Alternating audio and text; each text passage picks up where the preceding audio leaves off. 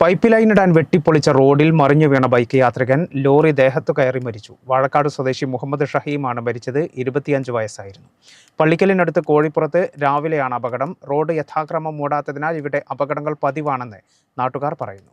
കാക്കഞ്ചേരി കൊട്ടപ്പുറം റോഡിൽ പള്ളിക്കലിനടുത്ത് കോഴിപ്പുറത്തെ UKC ജംഗ്ഷനിൽ വ്യാഴാഴ്ച രാവിലെയാണ് അപകടമുണ്ടായത്. റോഡിൽ നിയന്ത്രണം വിട്ടു മറിഞ്ഞു വീണ ബൈക്ക് യാത്രികൻ പിന്നാലെയെത്തിയ ടാങ്കർ ലോറി ദേഹത്ത് കയറി ദാരുണമായി മരിച്ചു. വാഴക്കാട് കൽപ്പള്ളി സ്വദേശി മാളിയേക്കൽ തച്ചറായി വീട്ടിൽ മുഹമ്മദ് ഷഹീമാണ് മരിച്ചത്. 25 വയസ്സായിരുന്നു. റോഡ് വർക്കിനായി വെട്ടിപ്പൊളിച്ച റോഡ് നന്നാക്കുന്നതിലെ അപാകതയാണ് അപകടത്തിനിടയാക്കിയതെന്ന് നാട്ടുകാർ പറയുന്നു. കൊട്ടപ്പുറം ഭാഗത്തു നിന്ന് കാക്കഞ്ചേരി ഭാഗത്തേക്ക് ജോലിക്കായി പോകുമ്പോഴാണ് ഷഹീമിന്റെ സ്കൂട്ടർ അപകടത്തിൽപ്പെട്ടത്. പൈപ്പ് ലൈനിടാൻ വെട്ടിപ്പൊളിച്ച ശേഷം മൂടാത്ത റോഡിന്റെ എഡ്ജിൽ ബൈക്ക് തട്ടി മറിയുകയും പിന്നാലെ എത്തിയ ലോറി ദേഹത്ത് കയറുകയുമായിരുന്നു. ഷഹീം തൽക്ഷണം മരിച്ചു. കൽപ്പള്ളി സ്വദേശി മാളിയേക്കൽ തച്ചറായി വീട്ടിൽ അബ്ദുറഹീമാണ് മരിച്ച ഷഹീമിന്റെ പിതാവ്.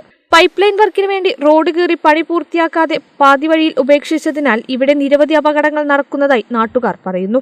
കേരള വിഷൻ, തേനിപ്പലം.